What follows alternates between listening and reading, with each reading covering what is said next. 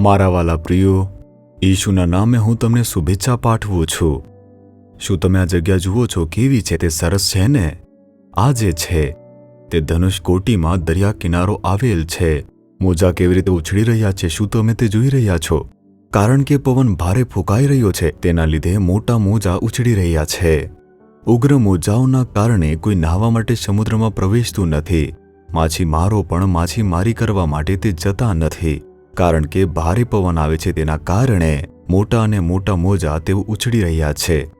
જો તમે મોજાઓને જોશો, જો તમે ધ્યાનથી જોશો, જ્યારે તે ઊંચા થાય છે, કિનારાની નજીક આવશે તો ડરામણું લાગશે, પણ કિનારા પર પહોંચીને તે પાછળ હટી જાય છે। બસ આટલું જ।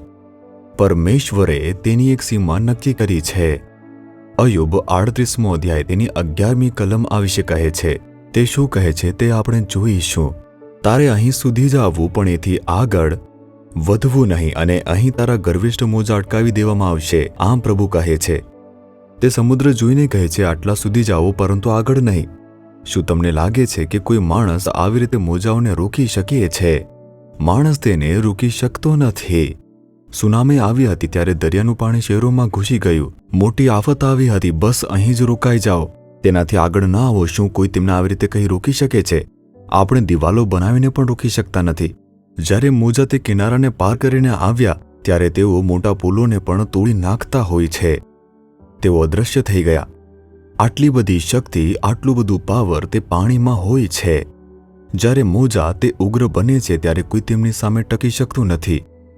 તમને જીવન બચાવવા માટે દોડવાનું કહેવામાં આવી શકે છે, પણ તમે મોજા સામે જઈ શકતા નથી। દરિયાના મોજા ખૂબ શક્તિશાળી હોય છે। તેવી જ રીતે તમારા જીવનમાં સમસ્યાઓ આવશે। કોઈ પણ સમસ્યા, કોઈ પણ સંઘર્ષ તે આવતું જ રહે છે। તે દરિયાના મોજાની જેમ વારંવાર આવે છે, તમને નષ્ટ કરવા આવે છે। મને શું સમસ્યા છે? તમારા વ્યક્તિગત અથવા આધ્યાત્મિક જીવનની અંદર સમસ્યા દુઃખની જેમ આવે છે। તમારા પરિવારની વિરુદ્ધમાં સમસ્યા હોઈ શકે છે। તમારા કાર્યસ્થળની અંદર માણસો દ્વારા સમસ્યાઓ આવી શકે છે। તમારા વ્યવસાયના વિરુદ્ધમાં નાણાકીય સમસ્યાઓ આવી શકે છે, દબાણ આવી શકે છે। તમારા સેવા કાર્યની અંદર પણ કેટલાક સંઘર્ષો આવી રીતે આવી શકે છે। તે મોજાની જેમ આવતા જ રહે છે, મોટા મોજાની જેમ આવશે। સમસ્યા તે મોજા નથી, પરંતુ મોજાની જેમ તે આવતા જ રહે છે। જોયું છે ને? સમસ્યા પછી સમસ્યા, સંઘર્ષ પછી સંઘર્ષ આવે છે। તમારા પરિવારની વિરુદ્ધ આવતા રહે છે। શું કરવું? પરેશાન છો? વિચારો છો? ડરશો નહીં। પ્રભુ શું કહી રહ્યા છે કે તમે આટલે સુધી આવી શકો છો, પરંતુ આગળ નહીં। Stop here. મારા બાળકને વધુ સ્પર્શ કરશો નહીં, તેમની નજીક પણ તમે જશો નહીં। પ્રભુ તેને આવી રીતે રોકે છે, જેમ તેમણે સમુદ્રને એક સીમા નક્કી કરીને કહ્યું છે, તમે અહીં સુધી જ આવી શકો છો, પરંતુ વધુ નહીં। તે તમને તમારી શક્તિથી વધુ પરીક્ષામાં પડવા દેશે નહીં। જ્યારે શેતાન તમને નુકસાન પહોંચાડવા માટે પરમેશ્વરની પરવાનગી લઈને આવશે, ત્યારે પણ પ્રભુ કહેશે, બસ અહીં સુધી રોકાઓ, સ્પર્શ ન કરો। શેતાને અયુબની પરીક્ષા કરવા માટે પરમેશ્વર પાસેથી પરવાનગી લીધી। પરમેશ્વરે શું કહ્યું હતું? તેની પાસે જે કંઈ છે તેને તું સ્પર્શ કરી શકે છે, પરંતુ તેને નહીં। ડોન્ટ ટચ હિમ। મારા બાળકને સ્પર્શ ન કરીશ।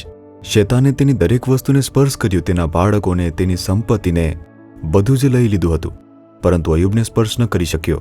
શેતાન ફરીથી પ્રભુ પાસે જાય છે, પ્રભુ પાસે તે પરવાનગી માંગે છે। તેની આસપાસની દરેક વસ્તુને નુકસાન થયું છે, તેમ છતાં જો તેના શરીરને સ્પર્શ કરીશ તો તે તમને નકારશે। ઈશ્વરે તે સ્વીકાર્યું, કહ્યું કે સારું, તમે તેને સ્પર્શ કરી શકો, પરંતુ જીવનને નહીં। તેમના જીવનને સ્પર્શ ન કરી શકો, બસ આટલા સુધી, કેવળ આ જ મર્યાદા સુધી। તેથી શેતાન તેને ફોલ્લાઓથી પીડાતો હતો। અયુબના બાળકોનો જીવ લેનાર જે શેતાન છે, તે અયુબના જીવનને સ્પર્શ ન કરી શક્યો, કારણ કે પ્રભુએ તેને એક સીમા આપી હતી, બસ આટલે સુધી જ। એ જ રીતે આજે સમસ્યાઓ, સંઘર્ષો, દુઃખો તમારી વિરુદ્ધ હોઈ શકે છે। તે તમને ધમકી આપવા માટે નજીક આવી શકે છે। પ્રભુ કહેશે, સ્ટોપ હિયર, તેનાથી આગળ ન જા, તેનાથી આગળ સ્પર્શ ન કર। તે મારો પરિવાર છે, મારા બાળકો છે, બસ આટલા સુધી અનુમતિ છે। આ રીતે પરમેશ્વર તેને રોકે છે। તેમણે એક સીમા નક્કી કરી છે। સમસ્યા તમને કાબૂમાં રાખી શકશે નહીં। તે તમને ધમકી આપવા માટે નજીક આવશે। તે તમારા પગ પાસે આવી શકે છે, તે તમને સ્પર્શ પણ કરી શકે છે, પરંતુ તે તમને નુકસાન નહીં કરશે। તે ફક્ત પાછળ હટી જશે। બિલકુલ ડરશો નહીં। આ સમુદ્રના મોજા તમે યાદ રાખો। આ વચનને તમે યાદ રાખો। તે તમને તમારી શક્તિ કરતાં વધુ પરીક્ષામાં ન લાવશે। તે શેતાનની સીમા નક્કી કરે છે કે બસ અહીં સુધી આવી રીતે કહે છે। ડરશો નહીં। જેવો ડર રાખો છો તેવું કંઈ પણ થશે નહીં। કોઈ નુકસાન નહીં આવશે, વિનાશ આવશે નહીં। એવું લાગે છે નજીક આવી રહ્યું છે, પણ તે અટકી જશે. પ્રભુ કહે છે, મારા પુત્ર, મારી પુત્રી, તમે ડરશો નહીં. મેં દરેક સમસ્યાની સીમા નક્કી કરી છે. તેઓ તમને તેનાથી વધુ નુકસાન પહોંચાડી શકતા નથી. તેથી વિશ્વાસથી કહો કે હે પ્રભુ, સમુદ્રની સીમા નક્કી કરનાર, બસ અહીં સુધી જ, તેનાથી આગળ વધી શકતા નથી, આવી રીતે કહેનાર તમે પ્રભુ છો. મારા જીવનમાં આવનારી જે સમસ્યાઓ છે, સંઘર્ષો છે, દુઃખ છે, તેના માટે સીમા નક્કી કરવા માટે મારું રક્ષણ તમે કરો છો તે બદલ, અને મારું માર્ગદર્શન કરો છો તે બદલ તમારી સ્તુતિ થાવ.